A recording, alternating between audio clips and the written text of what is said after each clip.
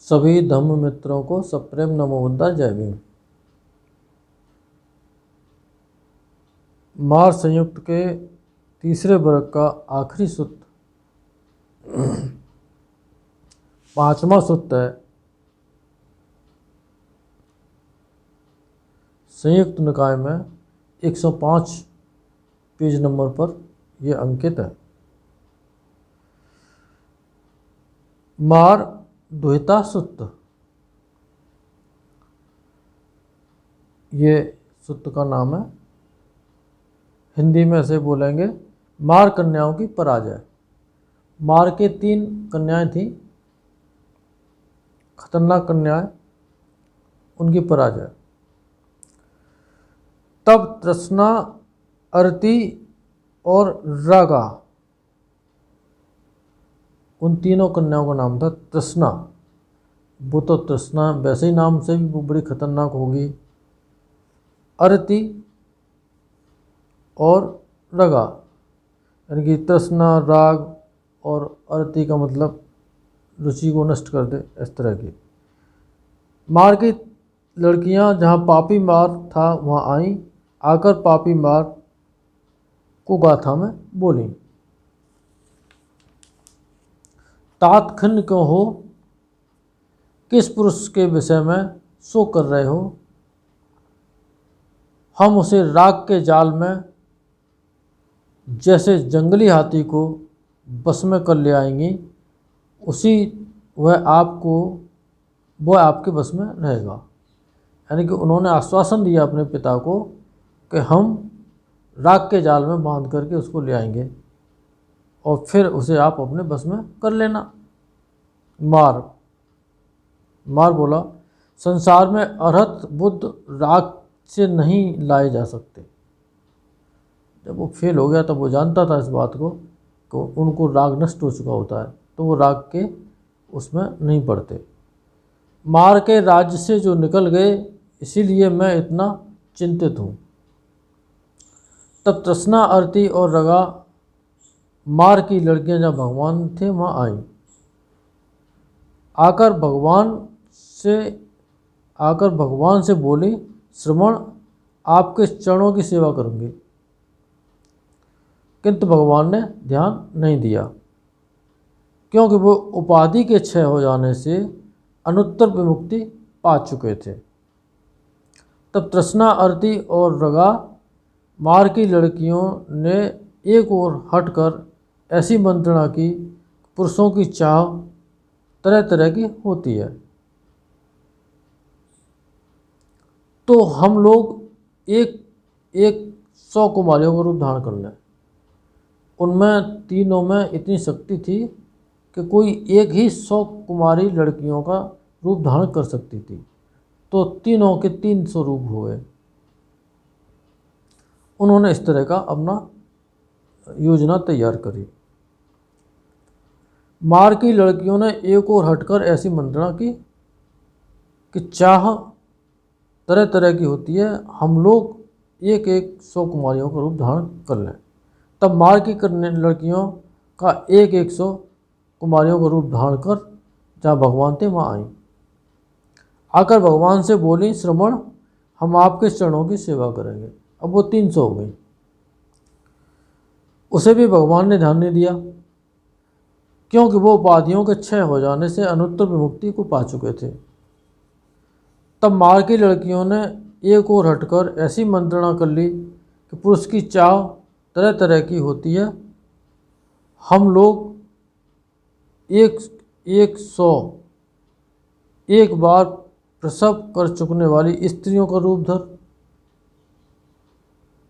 2 बार प्रसव कर चुकने वाली स्त्रियों, यानी कि एक बच्चे की माँ, दूसरी बार 2 बच्चे की माँ का रूप धारण कर स्त्रियों के बीच की उम्र वाली स्त्रियों के रूप धारण, चढ़ी उम्र वाली स्त्रियों के, यानी कि हर अवस्था की स्त्रियों का रूप धारण कर लें। उसे भी भगवान ने ध्यान नहीं दिया, क्योंकि वो उपाधियों के क्षय हो जाने से अनुत्तर विमुक्ति को पा चुके थे। तब तृष्णा, अरति और रगा, मार की लड़कियों ने एक ओर हटकर कहा, हम लोग के पिता ने ठीक ही कहा था, संसार में अनंत बुद्ध राख से नहीं लाए जा सकते। मार के राज्य से जो निकल गए, इसलिए मैं इतना चिंतित हूँ।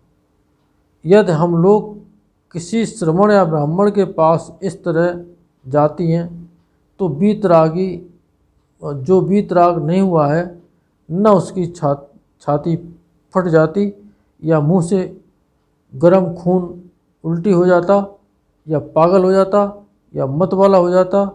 जैसे कटी घासें सूख जा और मुरझा जाती हैं, वैसे ही वह सूख और मुरझा जाता।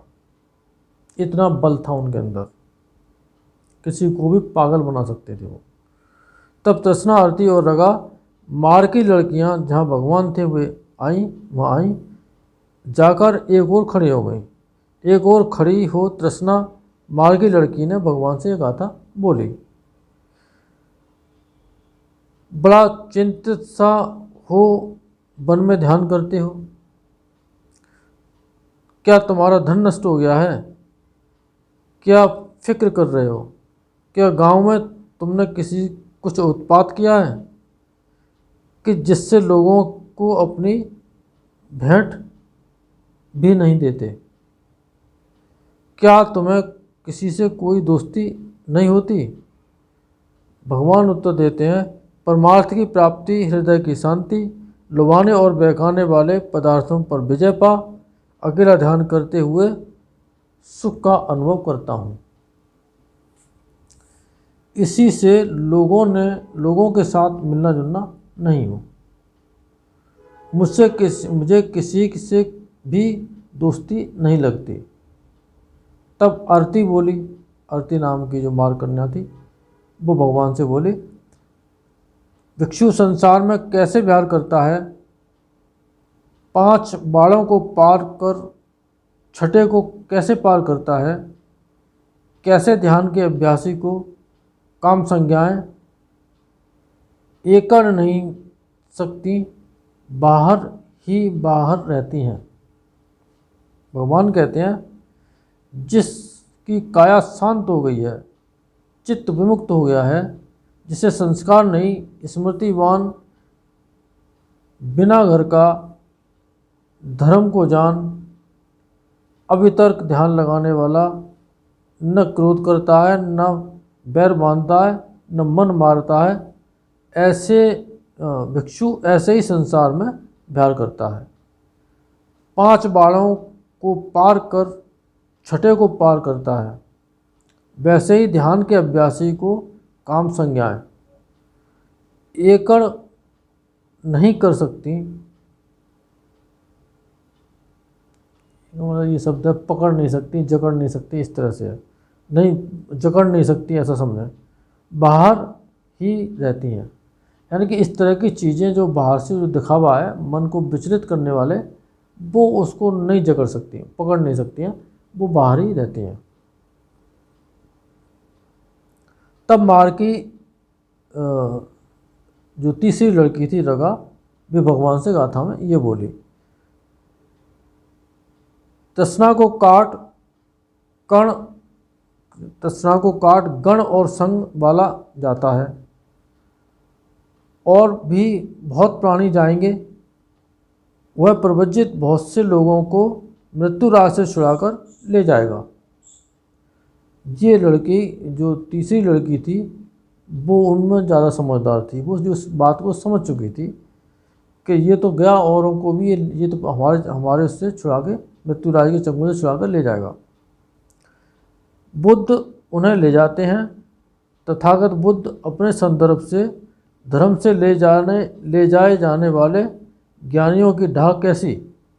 तब तृष्णा, आरती, रगा मार की लड़कियां जहाँ पापी मारता वहाँ आ, पापी मार ने उन लड़कियों को आती देख कर गाथा में बोला, मूर्ख, कमल की नाल से पर्वत को मथना चाहा, पहाड़ को नख से खोदना, लोहे को दांत से चबाना, चट्टान को सिर से टकराना, पाताल का खोजना, या वृक्ष के ठूंठ को छाती में भिड़ाना चाहा, हार मान गौतम को छोड़ चले आओ।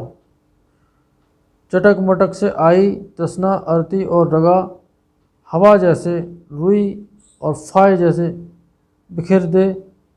बुद्ध ने उन्हें जिस तरह से बिखेर दिया। तृतीय वर्ग समाप्त। मार पे विजय प्राप्त करके ही सच्चा सुख प्राप्त किया जा सकता है। अभ्यास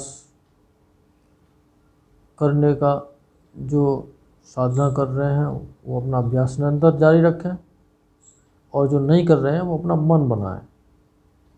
कम से कम एक कैंप जरूर करें तो बहुत आसानी होगी ये धर्म समझने में, क्योंकि बिना साधना के बौद्धिक स्तर पर ये नहीं समझा जा सकता। ये अध्यात्म है। अध्यात्म का अर्थ होता है भीतर का विषय, अपने मन और शरीर के भीतर का जो विषय है वही आध्यात्म है। तो वो तभी देख पाओगे जब मन को समझ सकते हो थोड़ा बहुत तब। तो आज के लिए इस वीडियो के लिए इतना ही। आज के इस धर्म चर्चा के सत्य वचन से आप सबका भला हो, कल्याण हो, मंगल हो, संसार के सारे प्राणी सुखी हों। साधु साधु साधु।